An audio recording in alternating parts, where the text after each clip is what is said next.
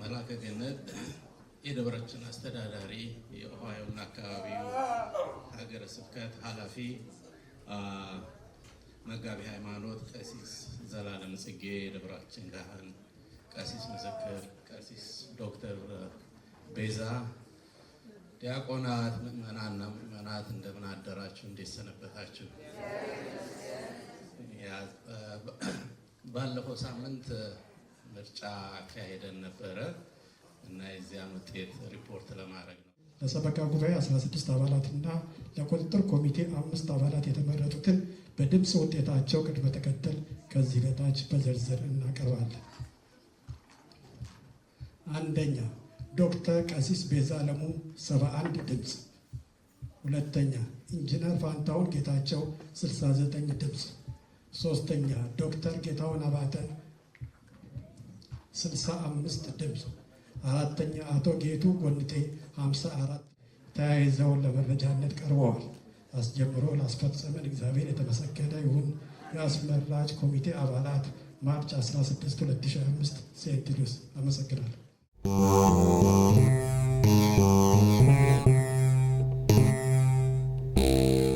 ተመራጮች እናመሰግናለን።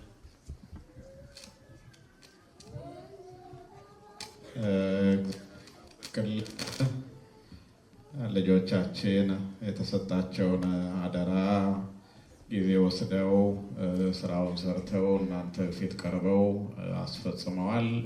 በድጋሚ ጸጋውን ያብዛላቸው።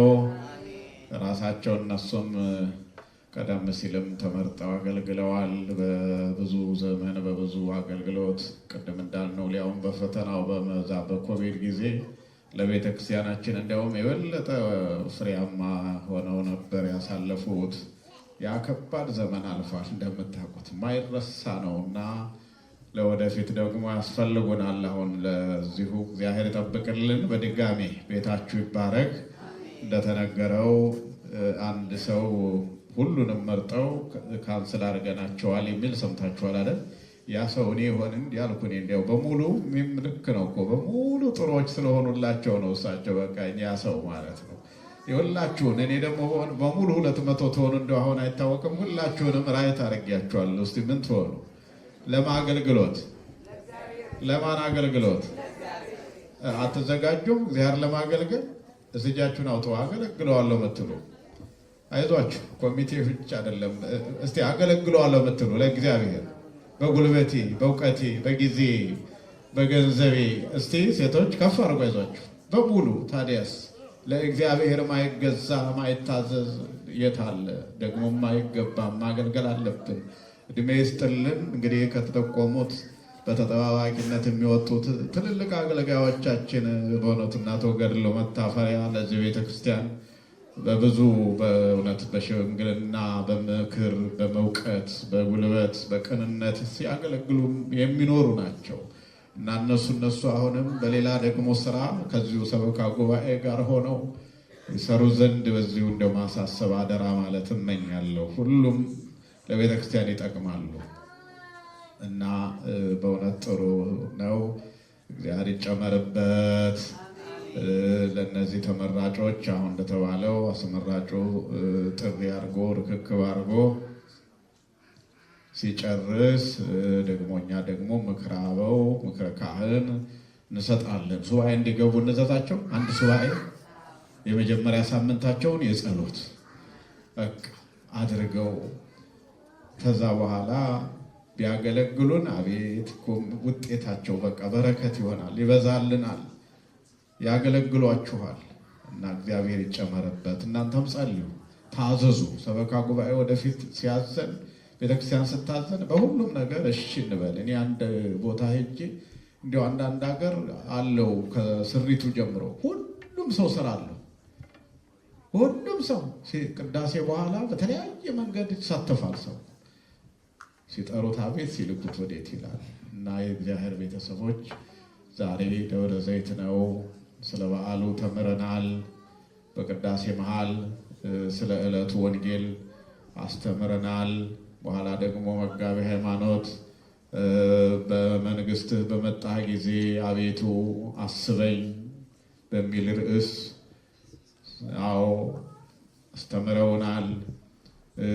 ዕለቱ ይሄ መሆኑን ስናስብ እግዚአብሔር ይመጣል አለ ዳዊት። እንዴት ይመጣል እንዳለ ሰምታችኋል። እግዚአብሔር ይመጣል አለ። እንዴት ይመጣል? በገሃድ ይመጣል፣ በግልጥ ይመጣል። እግዚአብሔር እሰገሃደ ይመጽእ ወአምላክነሂ ያረምም እሳት ይነድድ ቅድሜሁ።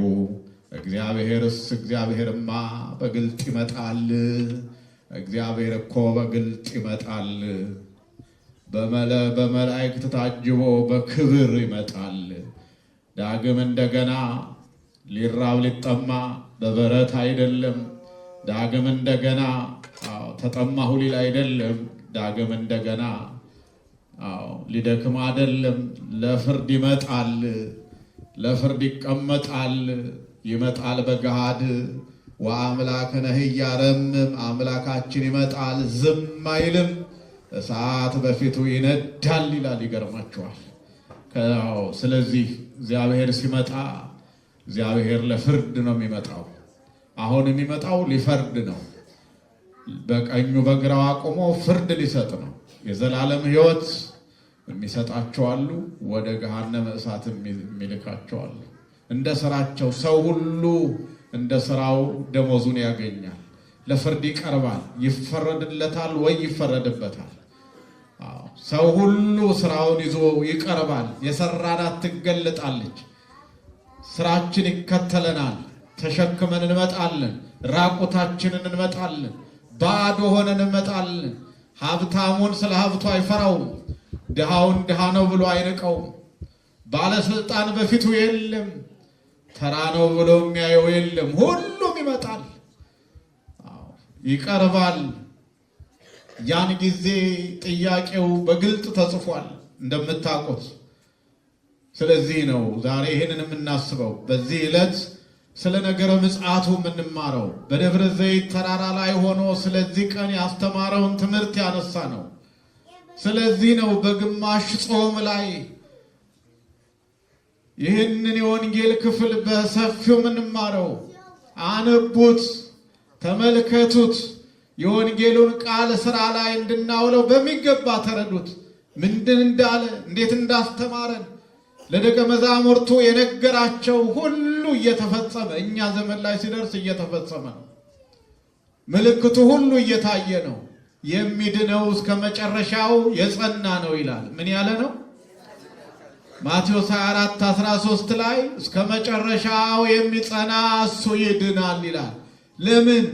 እስከ መጨረሻው ድረስ እንዳንጸና በሃይማኖት ጸንቶ በምግባር በርትቶ እስከ መጨረሻው የታገሰ መከራውን ችግሩን ተቋቁሞ የጨረሰ ውዳሴ ብቻ ሳይሆን ቅዳሴ ብቻ ሳይሆን ምስጋና ብቻ ሳይሆን ነቀፌታውን፣ መሰደዱን፣ መራቡን፣ መዋረዱን የቻለ ስለ እሱ ብሎ የታገሰ ቅዱሳን እንደሆኑት ወታገሱ ሞተ መሪረ በእንተ መንግሥተ ሰማያት፣ ስለ መንግሥተ ሰማያት መራራውን ሞት ታገሱ።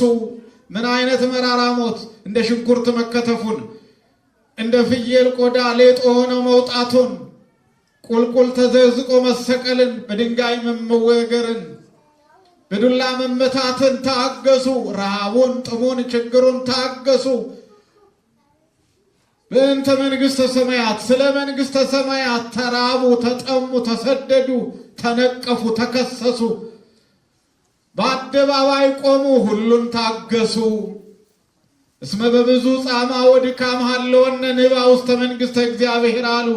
ወደ እግዚአብሔር መንግሥት የምንገባው በብዙ ጻማና ድካም በመከራ ነው አሉ።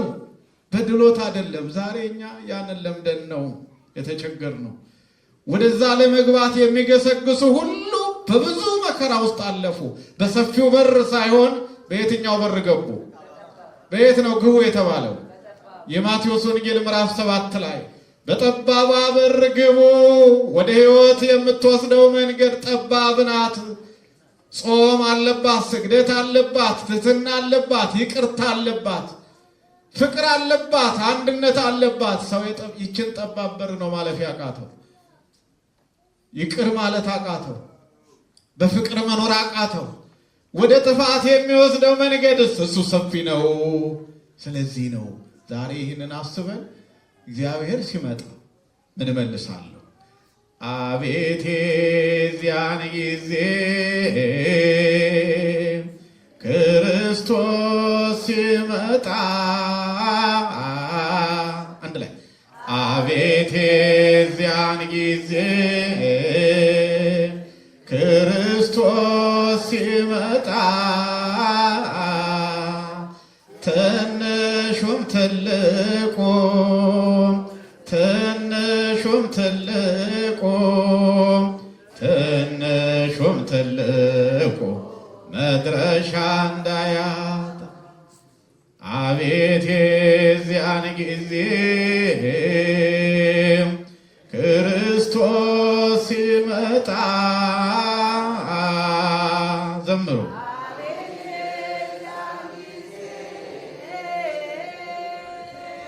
ክርስቶስ ሲመጣ ትንሹም ትልቁ ትንሹም ትልቁ ትንሹም ትልቁ መድረሻ እንደ ልብ በሉ። ትንሹም ትልቁ የሚፈራ ሰው ያን ያለ እንዳይመስላችሁ። ዛሬ ነው ትልቅ ነን የምንል፣ ዛሬ ነው ኃያል ነን የምንል። ሁሉ ይደክማል። አዎ ሁሉ ባዶውን ይመጣል። ያን ጊዜ የእኛ ስራ ምን ሆነው ይገለጥ ይሆን? ምን ይዘን እንቀርብ ይሆን? እስቲ ነገሮኝ። እንደው የሚያዝ ነገር ይዘናል አለን የምናቀርበው? ተርቤ አላበላችሁ፣ ተጠምቼ አላጠጣችሁ፣ እንግዳ ብሆን አልተቀበላችሁ፣ ብታሰር አልጠየቃችሁ፣ ብራቆት አላለበሳችሁኝ፣ እናንተ ርጉማን ከኔ ወግዱ የሚባሉ አሉ። እኛ የትኛው ጋር ምንድን ነው ስራችን? እግዚአብሔር ደስ የሚያሰኝ ምንድን ነው ስራችን? የእግዚአብሔር ልጆች እንዲያው ይህን ያልኩት ቅድምም ትምህርቱን ተምረናል። የዘመኑ ፍጻሜ ሲደርስ የመምጣትህ ነገር ሲደርስ ምልክቱ ምንድን ነው ንገረን እስቲ ብለው ለብቻ ሄደው ለብቻ ሄደው የጠየቁት ለምንድን ነው? ተመልከቱ፣ ሐዋርያቱ የሚስጥሩ ተካፋዮች ናቸው። ስለዚህ ዓለም ሳይሆን ስለ ወዲያኛው ዓለም የሚጨነቁ ናቸው። እኛ ስለዚህኛው ነው የምንጨነቀው። እኔ በእውነቱ አደከመን። ይህ ዓለም አይሞላ፣ እንዲያውም እየሞላ ሲሄድ ጭራሽ ያደክማል። እውነት አሰት በጣም ሰው ስስታ የሚሆነው ሲያገኝ ነው፣ ሲያጣ ነው። ቁጥብ የሚሆነው ሀብታም ሲሆን ነው፣ ድሃ ሲሆን። አይዟችሁ አይዟችሁ። እንዲሁ ሰው መሰሰት የሚጀምረው ሲጨምር ነው ሲቀንስ ነው? ይገርማችኋል። እየጨመሩ ሲሄዱ ወደ ብልጌት እንትን ለመድረስ ወደ ላይ ከፍ ከፍ ማለት፣ በዛ ላይ መጨመር ይመኛሉ። 100 ያለው እንደምንም እኮ ብጨምር 50 እንደምን ብጨምር 200 እንደገና እያለ ከሚሊዮን ወደ ቢሊዮን ከቢሊዮን ወደ ትሪሊዮን ወደዛ ነው ያስበው። ችግረኞች ግን እንደሱ አይደሉም። በቃ በምስጋና የዕለቱን በፍቅር ይኖራሉ። ለእግዚአብሔር የሚመቸው የትኛው ነው? በጣም ድሃው ነው ወይስ በጣም ባለጸጋው ነው? አይዟችሁ። አይ አሁን እንዲህ ብለን ደግሞ መካከለኛው ነው። መካከለኛ የዕለት እንጀራ ያለው። አዎ እንዲያው እንግዲያው የእግዚአብሔር ልጆች ይዘን የምንቀርበው እንዳናጣ በፊቱ ስንቆም ቅድም እንዳልነው ትንሹም ትልቁም መድረሻ እንዳያጣ ለዘማሪ ይሄንን ስናስብ፣ ይሄ ቀን ለዚህ ነው ቤተክርስቲያን የምታከብረው። የማይቀር ነገር እንዳለ ነው የምታሳስበን። የማይቀር ነገር አለ። ቅድም እንዳልኩት በወንጌሉ ሰዓት የእግዚአብሔር መምጣው ያ የፍጻሜው ዘመን ብቻ ሳይሆን በየዕለቱም እኛም ስንጠራ ለእኛ ፍጻሜያችን ነው፣ ለእኛ ምጽአት ነው። በቃ ከተጠራን ተጠራን። ምድረ ሞቱ ለሰብ አልወጡ ንስሐ። ሰው ከሞተ በኋላ ንስሐ መጥቶ ሊገባ አይችልም። ቄስ አግኝቶ እንደገና ሊናዘዝ አይችልም። እዚሁ ነው ጣጣም የሚያልቀው። እዚሁ ነው የሚሰራው ነገር ሁሉ። እዚሁ ነው የወዲያኛው ቤት የሚሰራው። ሰው እዚሁ ሆኖ ሀገር ቤት ሲሰራ አልሰማችሁም? እዚሁ ሆኖ እዛ ያሰራል። ለምን? አንድ ቀን ሲሄድ እገባበታለሁ ብሎ። እንግዲያውስ የሰማይ ቤትም የሚሰራው እዚህ ነው። እዚህ ሆኖ ነው። ይህን እንድናስብ ነው። ይመጣል እግዚአብሔር። ይቅር ተባባሉ። ምንድን ነው ያልኩት? ይቅር ተባባሉ። ይመጣል እግዚአብሔር። ንስሐ ግቡ። ይመጣል እግዚአብሔር። ስጋውን ብሉ፣ ደሙን ጠጡ። ይመጣል እግዚአብሔር። በፍቅር ኑሩ። አዎ ይመጣል እግዚአብሔር። ሕጉን አክብሩ። ይመጣል እግዚአብሔር። ጥሪውን ስሙ። እሺ በሉ፣ እሺ በሉ ይላል የእግዚአብሔር ቃል። ማንን? እግዚአብሔርን እሺ በሉት፣ ወደ እናንተ ይመጣል ይላል። ስለዚህ ይህ ቀን ትልቅ ዕለት ነው። ቤተክርስቲያን ይህንን ቀን ክርስቲያኖች ሁሉ ሞትን አስበው ንስሐ እንዲገቡ ነው። ኃጢአትን እንዲፈሩ ነው። ምንን እንዲፈሩ? ኢትፍርህዎ ለሞት ፍርህዋ ለኃጢአት ይላል የእግዚአብሔር ቃል። ሞትን አትፍሩ፣ ኃጢአትን ፍሩ። የዘላለምን ሕይወት የምታሳጣ እሷ ናት። ሞት አይደለም የሚፈራው፣ እሱ አይቀርም። ብንፈራውም አይቀር፣ ብንጠላውም አይቀር። በጣም እግዚአብሔር ለንስሐ ሞት ያብቃን፣ ለንስሐ ሞት ያብቃን። አቤት የዚያን ጊዜ ክርስቶስ ሲመጣ፣ አቤት የዚያን ጊዜ ክርስቶስ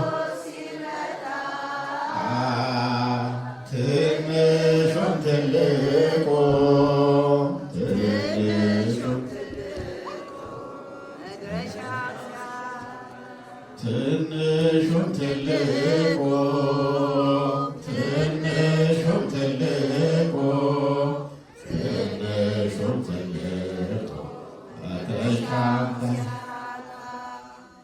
ከምስራቅ ከምዕራብ ከሰሜን ከደቡብ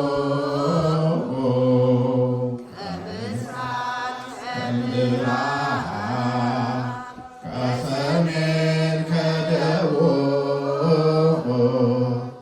አየራት ሲላኩ አየራት ሲላኩ አየራት ሲላኩ ማዕበልን ለማዝነብ ሰማይና ምድር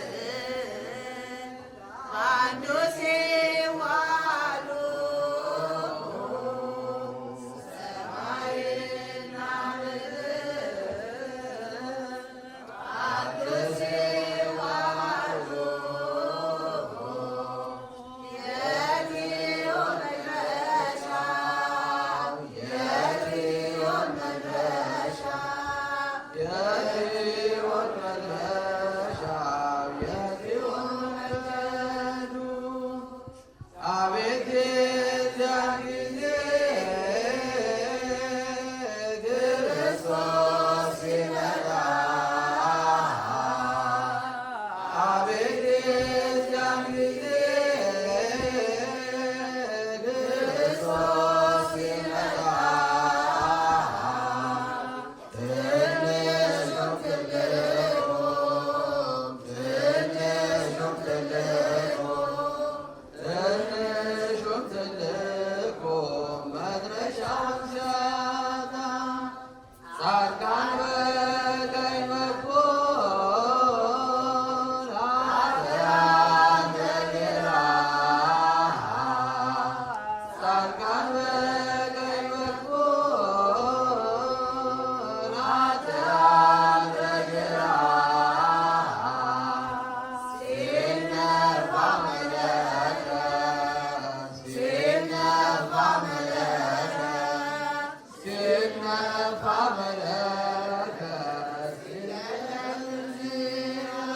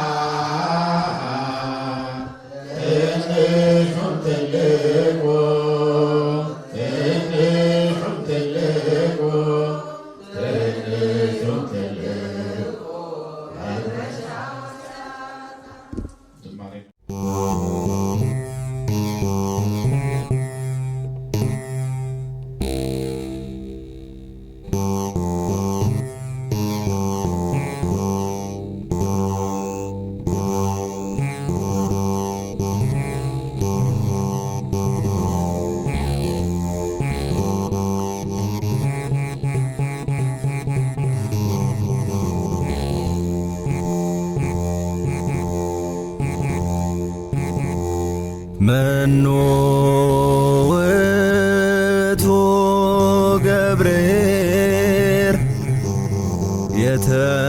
የተሰጠው ሀብተ እግዚአብሔር እንደ ባለ አምስት ክሌቱ እንደ እምነቷ ዋኖች ጉምቱ ባለው ላይ ተጨምሮለት ጥላ በዛ የበዛለት ማነው ደሞ ገብረ አካይ ምድርን ምሶ ምክንያት ተካይ ምግባር ግብር አልገበር